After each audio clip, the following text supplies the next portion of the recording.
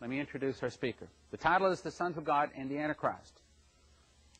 Bill Schnoebelen has seen over 100 UFOs and studied them for over 40 years. He's a member of the National Investigations Committee on Aerial Phenomenon, NICAP. Interviewed over 100 people have been abducted, including Christians, by the way. Bill will show pictures of physical evidence of the Sons of God. He will explain their connections to black magic, fallen angels, DNA, and how it relates to the mark of the beast, and a counterfeit gospel. Bill says the Sons of God will reveal themselves and be a part of deceiving millions of people, including Christians, into denying Jesus. Will you help me welcome Bill Schnoebelen? God bless and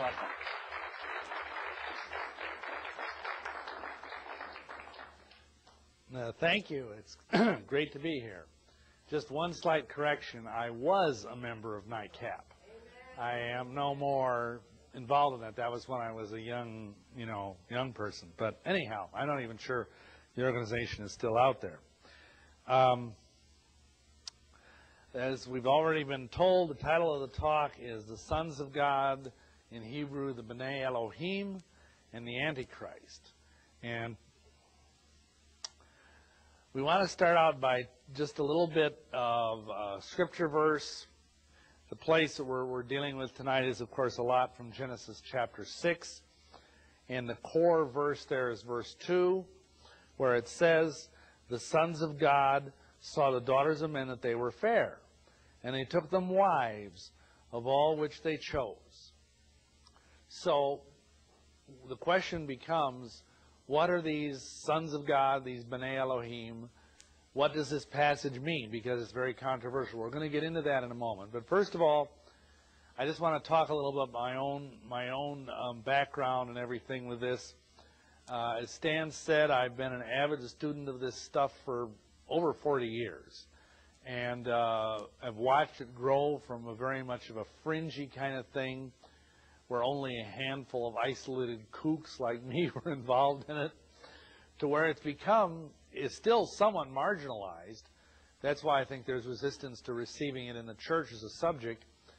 But now there are many millions of people that are really involved in this. And it's grown considerably. And over the years, as I've talked about this, because I have about 4 or 5 tapes dealing with the UFO phenomenon, videos or audios, whatever. And oftentimes, people will ask me, well, were you abducted? Was I abducted by aliens? Because people look at my background and they say, what, how could anybody do all this weird stuff unless something bizarre, something totally stunningly bizarre, like being, abducted by aliens and taken to a spaceship and having, little pointy things stuck up your nose and stuff like that. How else could you explain me being this weird kind of person, especially because I had a otherwise very normal, nice upbringing, with good parents and all of that. Well, before I answer that question, I want to explain the close encounter grid. Back, I think it was in the 70s, the guy who used to run Project Blue Book, that was the Air Force's supposed investigative committee to look at UFO reports that came into them. Because their job, their mandate from the government, the Air Force, is to protect our skies. That's what they're supposed to do. They're supposed to keep bad guys out of our skies. And so anyhow, this Professor J. Allen Hynek, he came up with a kind of a formula to sort of categorize where these various, because they were getting thousands of UFO reports a year. And so he categorized them as close encounters of 4 kinds. Close encounter, or the first kind, is like a distant sighting. Like if I'm sitting there in my car, waiting at an intersection, and I look up and I see this unexplained object. Now remember, that's all a UFO is. It's an unexplained object. An unidentified object that happens to be flying.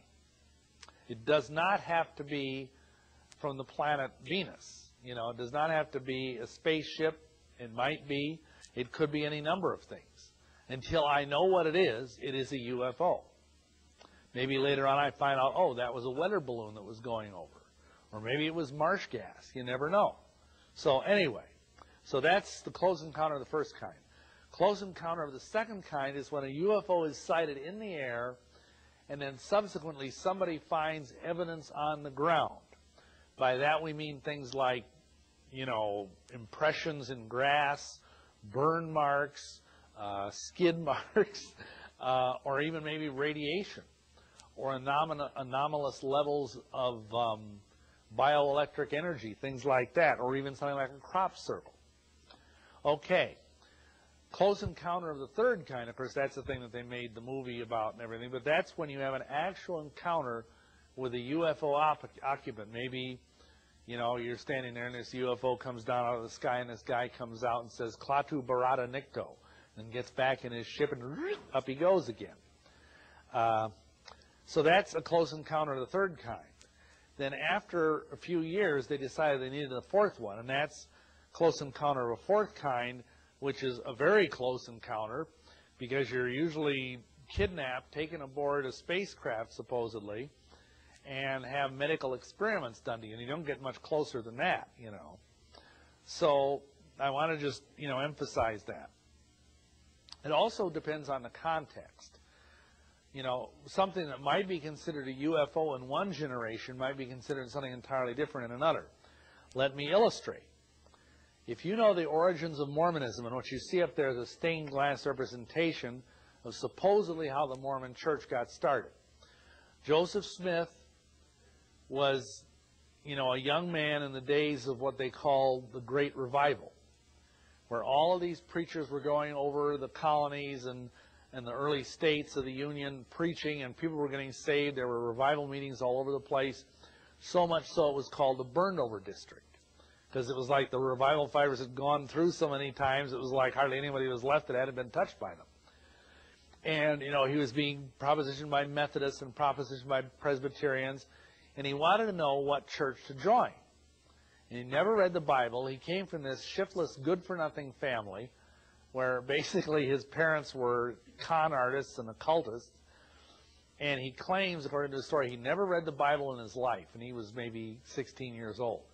And they had this enormous family Bible, and he opened it up and happened to fall open to James 1, where, of course, it says, if any man needeth wisdom, let him ask of God, who giveth to all men liberally, and upbraideth not. And so he took that, and he went out into the woods to pray to what has come to be known as the Sacred Grove, near Palmyra, New York. I don't know if any of you have been there or not, but it's supposed to be a very pretty little spot. Anyhow, he knelt down and prayed, and this is the part that's important.